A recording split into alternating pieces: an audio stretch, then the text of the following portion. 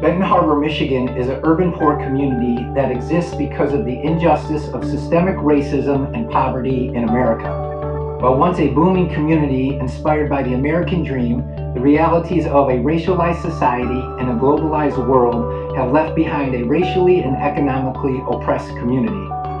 Sharon Henderson is a 44-year-old lifelong resident of Benton Harbor, Michigan, whose incredible life and story trace the historic path and development of many urban poor communities.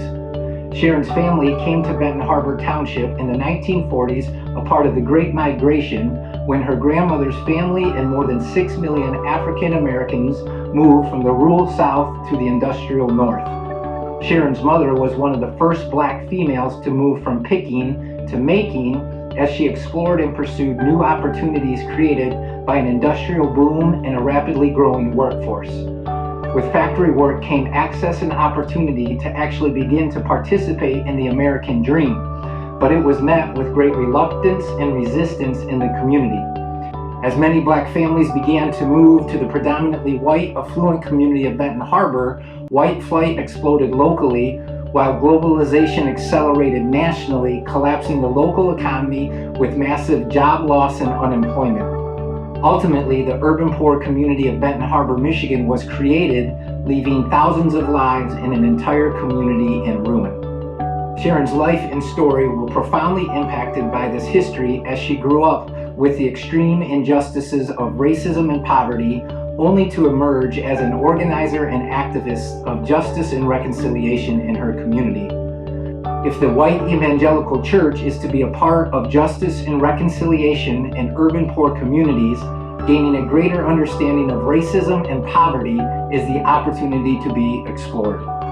In the seminal book, Divided by Faith, Michael Emerson and Christian Smith label and define America as a racialized society. In a racialized society, race exists because race was created. As Soong Chan Ra writes, the construct of race was created by American society, an attempt to justify and regulate the social injustice of slavery. Race was a construct created in order to justify one group of people enslaving another group of people for the benefit and advantage of the one to the detriment and the oppression of the other.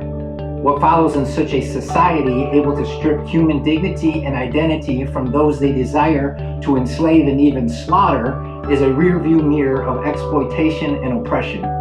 As articulated by Michael Stewart, such a path could historically look something like the 1830 Indian Removal Act that forcibly relocated Native Americans for the benefit of whites, the 1862 Homestead Act that gave away millions of acres of land for free to the benefit of whites. From Jim Crow laws to redlining to immigration control to post-World War II subsidies, white people have benefited from generations and generations of accrued wealth, access, and privilege that can best be deemed white privilege.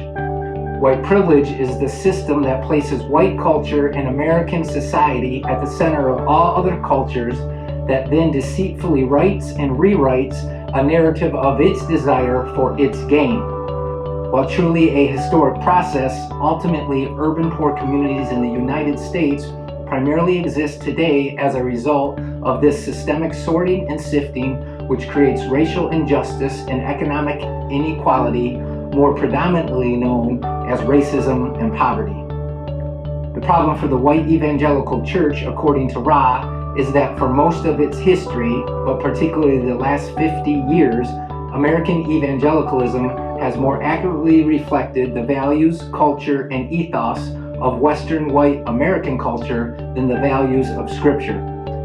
The reality is that the cultural values of individualism, consumerism, and materialism sit at the center of Western white culture and have been adopted, embedded, and advanced in and by the White-Evangelical Church.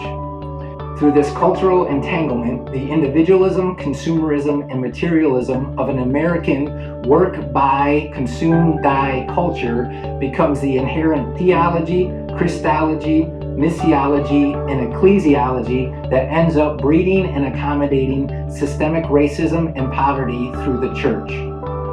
John Perkins, the founder of Christian Community Development, names two specific behaviors of the White-Evangelical Church to consider.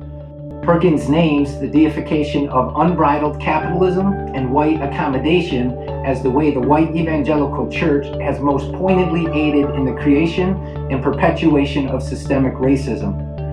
According to Perkins, the American church has deified capitalism, and that is the true evil of our day. And what we really need to be talking about in reality is how do we raise up and welcome back justice as a working virtue in the white evangelical church in America. This true tragedy of the white evangelical church, as articulated by Alan Bosak and Curtis DeYoung, is that we have been more consumed with a political pietism and a Christian quietism than a true pursuit of justice and reconciliation. Political pietism is our deceitful attempt at reconciliation used for political gain, while the rich and powerful are favored and the poor and vulnerable remain deprived of true dignity and justice.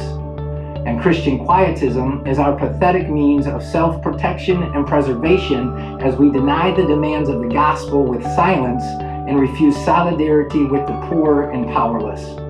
Unless the white evangelical church is willing to discover and demonstrate a holistic gospel of biblical justice and reconciliation, we preach the word, we love God, we love our neighbor Sharon Henderson, and the community of Benton Harbor in horrifying vain. With the days in which we live in mind, I could think of nothing more tragic in our world.